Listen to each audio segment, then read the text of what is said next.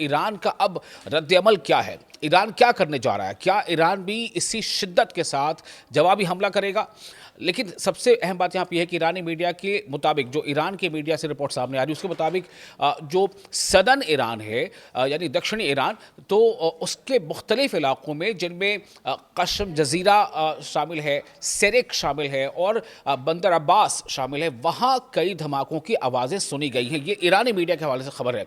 अब तक किसी जानी नुकसान की सरकारी तौर पर इसकी अभी तस्दीक नहीं हुई है, इसे पुष्टि नहीं की गई है कि हाँ किसी के जान नुकसान हुआ हो। लेकिन अमेरिकी मीडिया का जो इसके बारे में जो खबर आ रही है, वो ख़ास तौर पर जो एक्सियोस की रिपोर्ट है, उसके मुताबिक इस बार के हमले तकरीबन 4 से 5 गुना ज़्यादा शदीद थे। जैसा मैंने पहले भी आपको बताया कि अमेरिका का, यानी सेंटकॉम का, सेंट्रल कमांड का जो ये इस बारे में खुलासा, वो ये है कि इस बार हमने काफ़ी शदीद हमले किए हैं। लेकिन जो शुरुआती जानकारी आई है, उसके मुताबिक किसी शहरी इलाके में ये हमले नहीं हुए हैं। और इसका नतीजा ये है कि फ़िलहाल इसके बारे में, कैजुअल्टी के बारे में कुछ ख़ास रिपोर्ट ना तो अमेरिकी रिपोर्ट मीडिया के हवाले से है, ना ईरानी मीडिया के हवाले से है। लेकिन हाँ, तनाव ज़बरदस्त बढ़ गया है।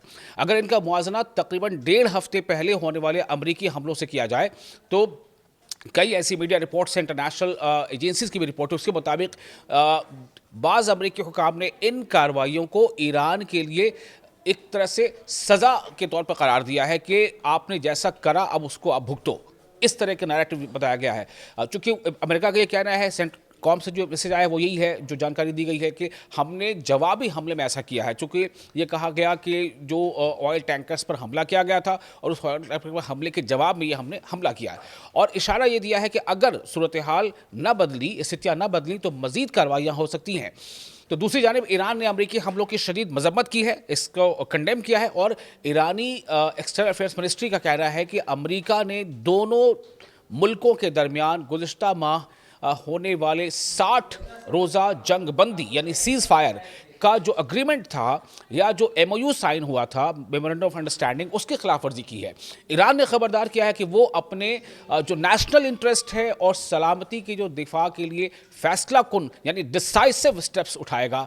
ताहम अभी तक इसने अपनी मुमकिन रद्द-ए-अमल की तफसीलात नहीं बताई हैं कि किस तरह से वो इसका काउंटर अटैक करने जा रहा है। एक अहम बात यहाँ समझना ज़रूरी है कि अगर ईरान वाकई जवाबी कार्रवाई करता है, तो सिर्फ अमेरिका और ईरान ही नहीं, बल्कि पूरा रीजन, पूरा खित्ता एक नए फौजी बहरान का शिकार हो सकता है। एक नया संकट वहाँ पर फिर से देखने को मिल सकता है। और इससे जो गल्फ़ कंट्रीज़ है, यानी पूरा गल्फ़ रीजन में भी मौजूद अमरीकी अड्डे, तिजारती जहाज़ या तेल की जो सप्लाई चेन है, और जो वर्ल्ड इकोनॉमी है इससे जुड़ी, वो तमाम के तमाम इस पर उसका प्रभाव पड़ेगा। वो तमाम मुतासिर हो सकती हैं, और सीधा इसका असर ये हो सकता है कि कई देशों में फिर से हमें ये देखने को मिल सकता है कि वहाँ महंगाई का ग्राफ बढ़ रहा है।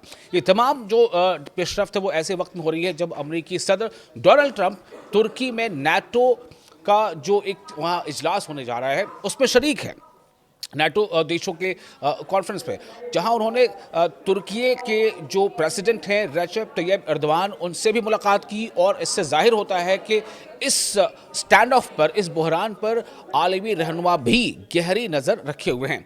फिलहाल सूरत हाल तेज़ी से बदल रही है। अमेरिका अपने हमलों को दिफाई और जवाबी कार्रवाई, यानी कि वो डिफेंस का अटैक बता रहा है, और जबकि ईरान इन्हें अपनी खुद मुख्तारी, अपनी सॉवरेनिटी के लिए, अपनी संप्रभुता के लिए उसका जो है वायलेशन करार दे रहा है। और इससे कह रहा है, ईरान का कहना है कि वो सख्त रद्द-ए-अमल, यानी कि इसका जो है वो तीखा जवाब देगा। अब सबसे बड़ा सवाल यही है कि क्या ये कशीदगी, ये तनाव लिमिटेड रहेगी, या फिर मिडिल ईस्ट एक नए और बड़े फौजी तसादुम की तरफ बढ़ रहा है। आने वाले चंद घंटे या चंद दिनों में इस हालात देखना होगा कि किस तरह से ये तेज़ी से तब्दील होते हैं। आपको ये वीडियो कैसा लगा? आप इसके बारे में अपनी राय हमें कमेंट बॉक्स में शेयर कर सकते हैं, और वीडियो अच्छा लगा हो तो इसको लाइक और शेयर ज़रूर करें।